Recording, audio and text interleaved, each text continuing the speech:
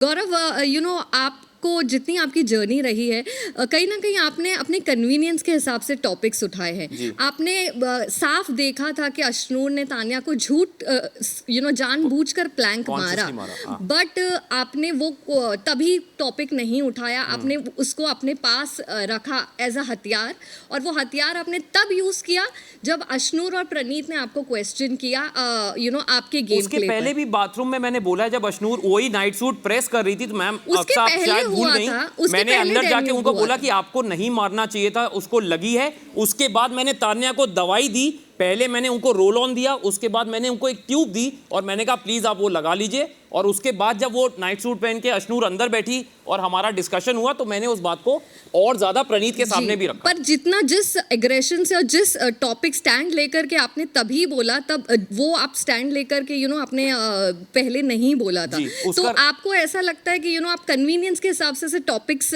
इकट्ठा करते हैं, एंड जब आपको लगता है कि आप कॉर्नर हो रहे हैं, तब आप वो टॉपिक को उछालना प्रेफर करते हैं। तो उसका रीजन ये अक्सर, क्योंकि लास्ट वीक उससे पहले अशनूर को बोला गया था कि पहले वो बजाज के शैडो में है और इस वीक आप जीके के शैडो में दिख रही हैं। तो अशनूर ने किचन में मुझे बोला था, जब हम लोग साथ कुकिंग कर रहे थे, कि जीके आप मुझे कुछ सजेशन मत दिया करिए, क्योंकि वरना लगेगा कि मैं आपके जो आप बोलते हो मैं वो करती हूँ। तो जब मैं यहाँ आया तो मैंने बड़ा डिप्लोमेटिकली उसको बोला कि वो एक उम्र में काफ़ी फ़र्क है, अंडरस्टैंडिंग मुझे लगा नहीं कि वो ले पाएगी कि नहीं, तो मैंने बड़े अच्छे ढंग से उसको बोला मैटर ऑफ फैक्ट में कि अशनूर तुम्हें तान्या को नहीं मानना चाहिए था, और मैंने देखा तुमने पर्पसली किया, उसको लगी है।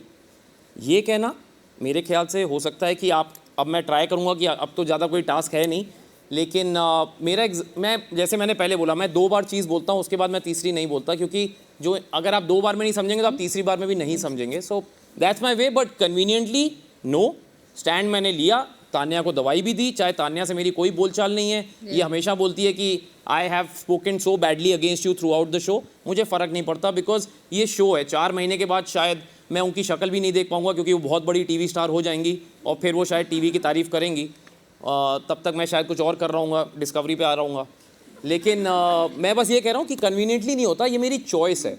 I choose my fights, I choose my topics, I choose where I go. People don't choose it for me. अगर आप मुझे इंसाइट करेंगी, ज़रूरी, फराना मुझे बहुत इंसाइट करती है, मालती बहुत करती है, अगर मुझे ज़रूरी नहीं लगता कि मैं इसका जवाब दूं तो मैं नहीं देता।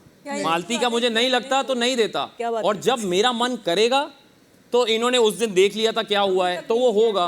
ओके अमाल, एक क्विक क्वेश्चन आपसे पूछना है। अमाल, आप कहते हैं कि हाँ, एक जैसा फील हो रहा है। ओके अमाल, आप कहते हैं कि गौरव बैक फुट पे खेलते हैं, आप कहते हैं कि गौरव बैक फुट पे खेलते हैं, पर जब आपको नॉमिनेशंस की बात आई थी, आपने गौरव और तानिया और फरहाना को क्यों नॉमिनेट नहीं किया, और गौरव और प्रणीत को ही क्यों नॉमिनेट किया? और इवन आपने टिकट टू फिनाले टास्क में आपने गौरव और प्रणीत के अगेंस्ट भी नहीं गए और फरहाना और तानिया को सपोर्ट भी नहीं किया, ऐसा क्यों?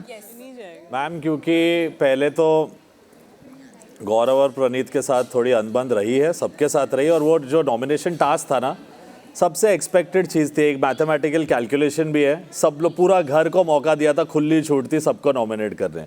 उस हफ्ते देखो, तानिया के साथ तो जो दोस्ती रही वो एक पॉइंट पे आके ख़त्म हो गई। मेरे लिए जस्ट एक कंटेस्टेंट है इस घर पे। फरहाना के साथ ऑलमोस्ट दोस्ती होती है, फिर कहीं बिगड़ जाती है, फिर होती है, टॉपिकल है। गौरव और प्रणीत को मैंने नॉमिनेट किया क्योंकि अगर मैं स्ट्रॉन्ग प्लेयर हूँ तो मैं स्ट्रॉन्ग प्लेयर्स को ही नॉमिनेट करूँगा, तो आई थिंक वो मेरी चॉइस थी। बाकी सब ने सबको किया, पूरा घर ही हो गया ना, तो मुझे करने की ज़रूरत कहाँ पड़ी।